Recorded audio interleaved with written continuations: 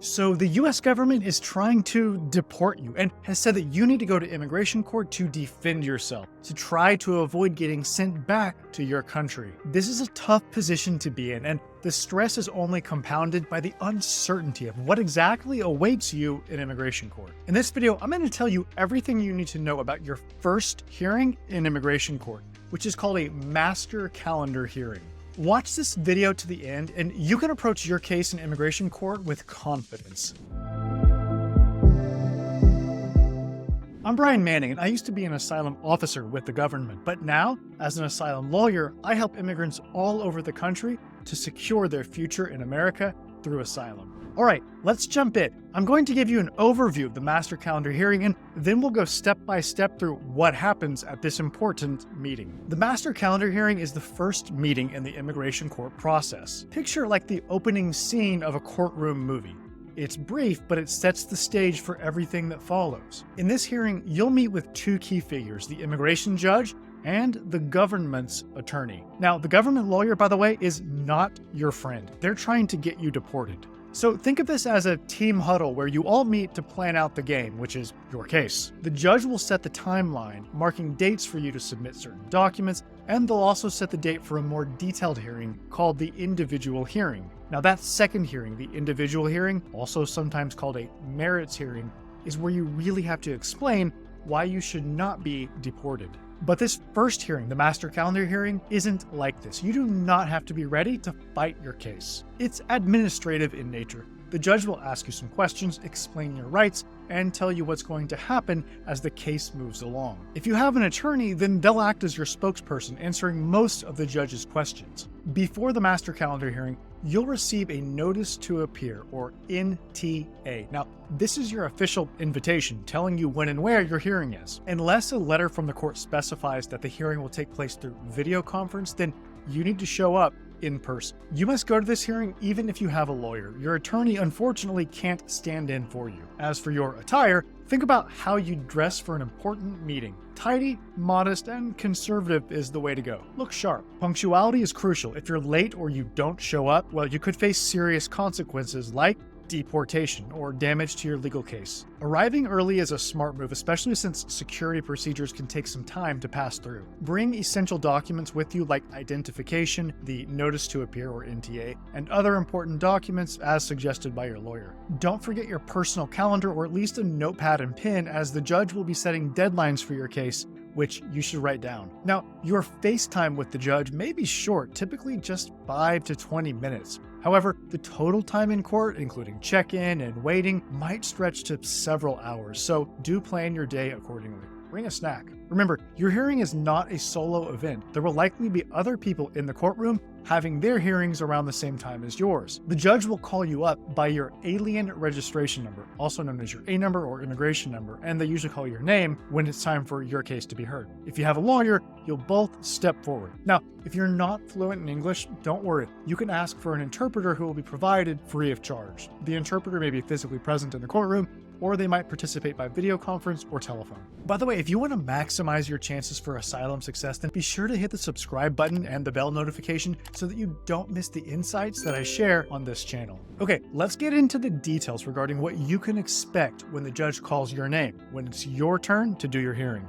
First, the judge will ask you basic personal information like your name, address, native language, and any other languages that you're comfortable speaking. If the court has an old address on file for you where you no longer live, then the judge may ask you to fill out a change of address form showing your new address and to leave it with the clerk before you leave the courthouse. Next, the judge will review with you your NTA. Now, this is the official document that explains why the government thinks that you're eligible to be deported. The judge will review with you what are called the allegations. These include assertions about your citizenship, when and how you entered the United States, and whether you had permission to enter or remain in the country. If you came on a visa, the NTA will likely allege that you had permission to stay until a certain date and that you stayed beyond that date. The next section of the NTA, which the judge will also discuss with you, concerns the charges. Now, it's the section that says, okay, here's the particular section of the law that says that you can be deported in light of the alleged facts above. It usually says something along the lines of, you did not have permission to enter the country, or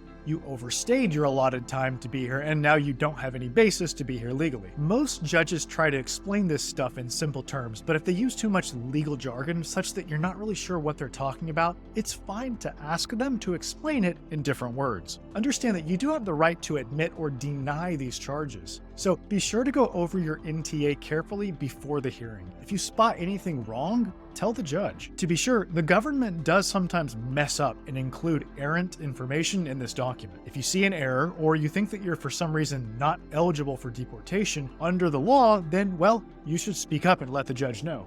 If you take issue with the NTA, the judge might make a decision on it right away, or they may make you come back for another master calendar hearing where you'll have to argue about it again. If you admit that the information in the NTA is correct, or if you deny it but the judge disagrees with you and accepts the NTA, then the judge will determine that you are removable. Don't worry, this doesn't mean that you're necessarily going to get deported. It's not the end of your case. That's because, as a next step, the judge is going to ask whether you want to apply for any kind of relief from removal. In other words, the judge is asking whether you seek a defense to fend off deportation. This can include asking for asylum, voluntary departure, cancellation of removal, or adjustment of status. If you've already applied for asylum by this point, the judge should know about this and say, "Oh, I see that you've applied for asylum. Do you want to pursue that application as a form of relief from removal?" And you would say, "Yes, Judge." If you have not applied for asylum or other forms of relief from removal, the judge might set a deadline by which any such applications must be submitted. They may set a separate deadline for submission of any evidence that you want the judge to consider in your case, like a written declaration from you or from witnesses,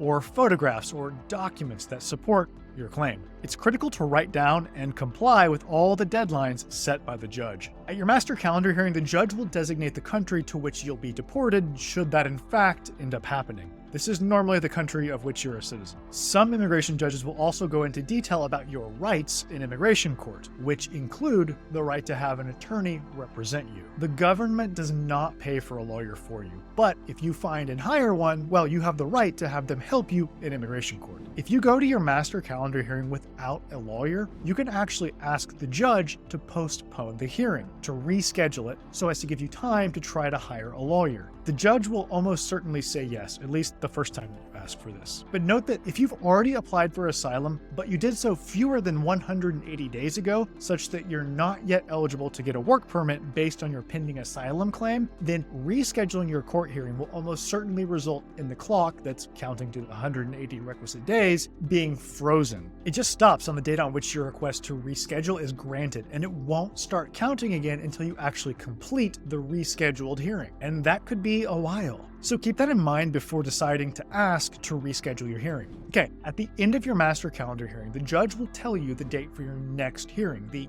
individual hearing, where you will present the case for relief from removal. If you apply for asylum, that's when you explain your case. The judge will likely print out a notice for you stating the time, date, and location of the individual hearing. Take a picture of that for safekeeping. Now, this hearing, the second one, could take place as soon as a couple of months after your master calendar hearing, or it could be years before it happens. All right, now you know what to expect at your first immigration court hearing. You can now turn to building and preparing to present the strongest asylum case possible. If you're ready to take the next step and get individualized help with your asylum case, then call my office today. That number is 713-352-1593. And remember, we help people all over the country, so it doesn't matter where you are. Call us now to schedule an asylum strategy session so that we can help you secure your future in America through asylum. Again, I'm Brian Manning, and it's an honor to serve you in your asylum journey.